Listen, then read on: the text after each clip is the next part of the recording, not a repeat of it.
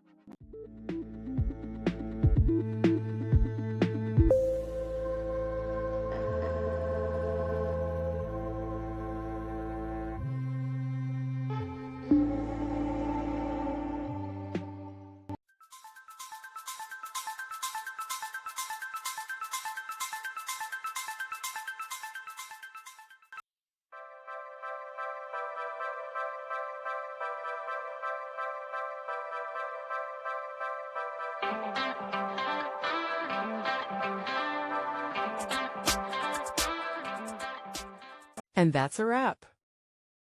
I hope you found the answer you were looking for. If you did, take a second to hit that subscribe button. It really helps out. And let me know in the comments which solution worked best for you. See you next time in the debug zone.